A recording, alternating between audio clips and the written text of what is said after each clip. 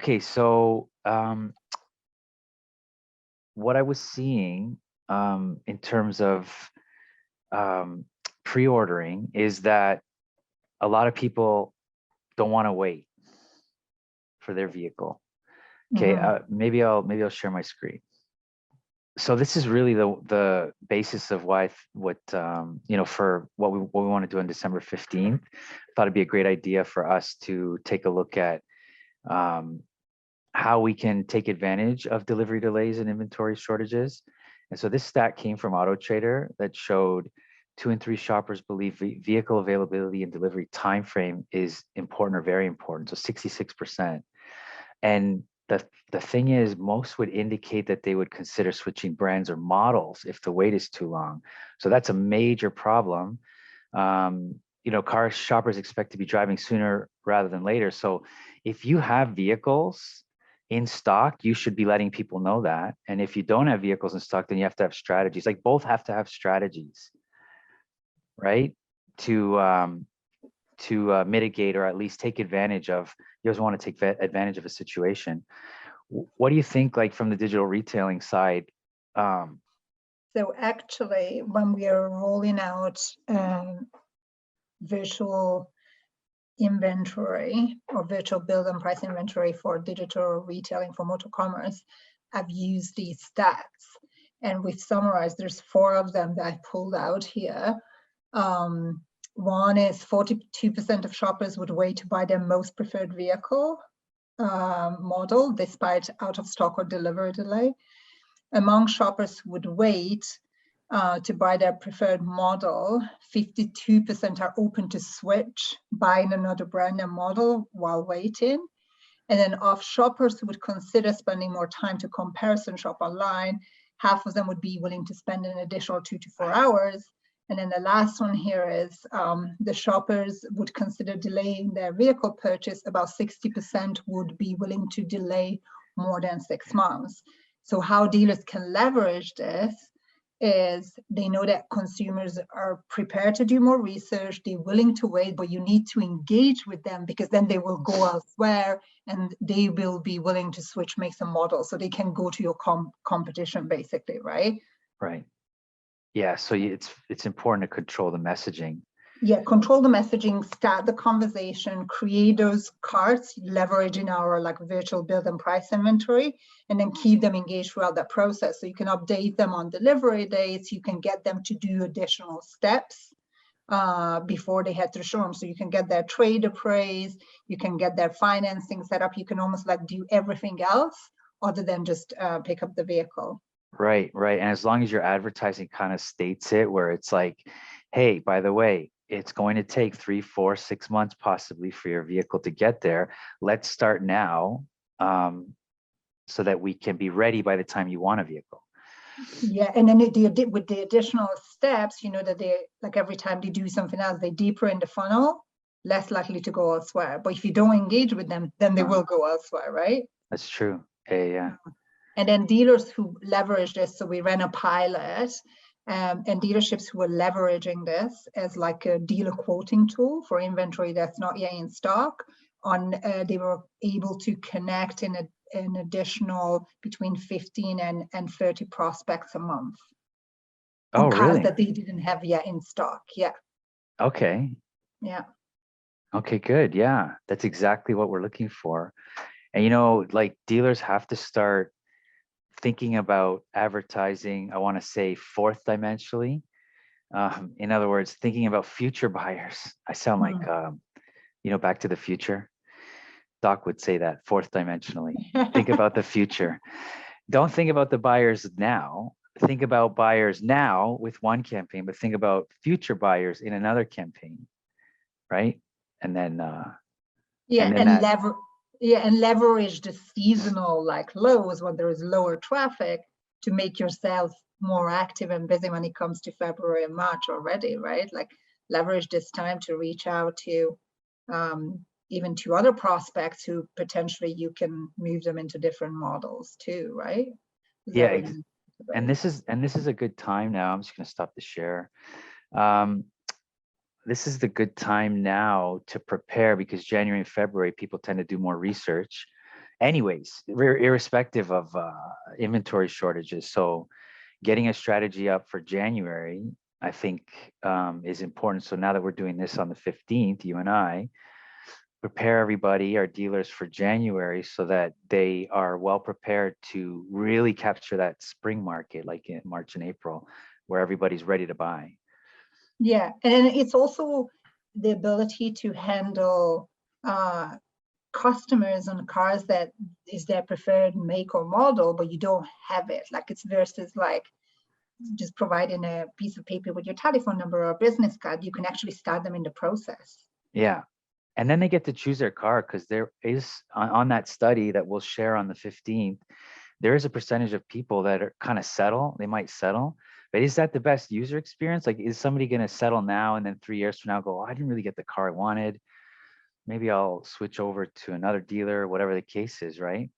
Yeah, and then also in our tools. So let's say you build out a car, a virtual car, but you can easily switch it to another car. Like it's really easy to switch the car out in the shopping cart for the customer as well. So if the conversation changes or the customer changes their mind or something that the dealer can get their hands on, they have the ability to switch them into another vehicle. And that study shows that they are open to switching 52% while they wait, right? Right. 1 out of 2 are willing to switch. Yeah. So you might as well keep them in your loop and then control that versus them doing their own research, going somewhere else, and then buying a car from somebody else. Yeah. And so at Traffic, like SEM's wide, we'll talk about custom segments. In other words, using your customer lists and things like this to be able to talk to customers kind of in a remarketing way, in a marketing sense, on different channels.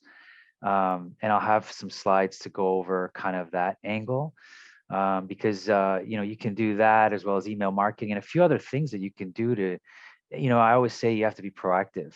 And so this is like being proactive. You don't want somebody to come in and they're ready to submit, change their lease or lease over, and they got to wait 6-8 months. Like, I'm a perfect example actually of waiting a long time. I waited 9 months for Lincoln Corsair GT. Yeah, of course, I'm in the auto business, so I have a good relationship with my dealers, and of course, that works for me, but it's not going to work for everybody, right? More people are impatient, I think. Although I think they are willing to wait, like you said, 1 and 2. But if I didn't know the industry so well, I would want some kind of tool that would guide me through that, or at least, okay, if I know this is turned from a 30-day process into a 6-month process, well, let's start to get these things going so I can have a car by May.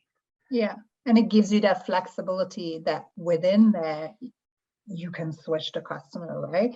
And with dealers who enable our virtual build and price inventory, it actually can be mixed in with their regular inventory. So as the consumer's browsing, is a clear differentiator between in stock and ones that are available for order or for build and price. But yeah, it's like leveraging that consumer facing, or you can use it in the dealership as a quoting tool if the customers are asking for inventory that you don't have. Yeah. So when they build and price, like in the tool, is that a legit build and price that then you can submit to the manufacturer, or? No. But it generally shows what you kind of want, and then you can at least. Yeah, you can pick the color, the packages, and it dynamically updates the pricing within there as well. So like if there's certain packages will change the terms, like it updates live. So it's a great quoting tool on virtual inventory. And then the additional steps are there. So then you can submit your trade information, you can fill out a credit application, like all the additional steps can be done in there as well. Okay, so but everything in the tool kind of relates to what a manufacturer, like the packages are the same, the pricing is exactly what you would have on the OEM site or whatever. Yeah, we have it available for the Asian brands, and the team are working on domestic brands right now. So the domestic brands are in pilot right now, but majority of the Asian brands are covered now. Yeah. Oh, really? Okay. Yeah, that's cool. Because if they go to the OEM site and they build in price, there's always a possibility that they're going to choose another dealer. Yeah. Right? Because it gives you usually when you build in price, it's you choose your vehicle, whatever, and then at the end of it, it'll say, well, these are your 4 dealers that you can go to, right? And if you don't want to go to your closest one, because a lot of people don't want to go to their closest one, but it recommends the closest one. Like, I don't go to my closest dealer here in my area, so it would be basically recommending a dealership that I don't want, right? Yeah, so As it a gives you ability to build on that loyalty as well. Like if you've got a loyal customer already, they don't need to go elsewhere for cars that you don't have, because you have the ability to quote the customer, and then whether you're doing a transfer from another dealership or ordering in, it already gives you the engagement opportunity throughout the tool. right. Most reasonable. Yeah. Okay. And of course, the other thing we're going to talk about is video. Lots of video strategies that we can take advantage of, and especially like how big video is getting. Like, are you noticing that how big video is getting? It's like Everyone's leveraging. People don't want to read; they want to watch videos, right? right. Yeah. I mean, side note: does Moto offer any video type of? Is there anything video on Moto? Within the platform, Yeah. no. No. One of the things that we're going to be working with ActiveX on is that conversational commerce piece. To me, that's like being the biggest gap in our platform, is the ability to video conference or record videos and share with the customers within the tool. And we don't have that right now, but that's something that's going to be coming through ActiveX, because they have it available within ActiveX. Yeah. That's right. Yeah, because when people log in, you do have like a kind of a relationship between the user who is there's even links, right, to their deal or whatever. Yeah, you can do additional steps. Yeah, and like they will have note taking function. They'll have video conferencing or texting option and stuff like that. Yeah, that conversation comment piece is going to be key when that's ready. Well, I'm just thinking from a video perspective, even the training that we put together for some of our OEMs, like the guys I'm like leveraging, they record videos now, like it's versus like, oh, here's a one pager. No, here's a quick video on how to use it and how to leverage it, because you know that dealer's not going to read stuff, they want to see it on video. Yeah, I think everyone's like that. It's interesting. I just bought a Thule rack, roof rack,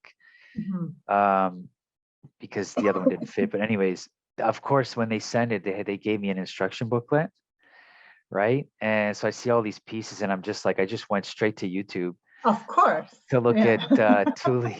How to put it together. Right, how to put it together. And so I immediately found a video. And it's interesting because it was from a reseller, so it's like a dealer, right? He's a dealer of Thule, right? And he put it all together, and I just followed the video. I didn't even look at the piece of paper, but anyway.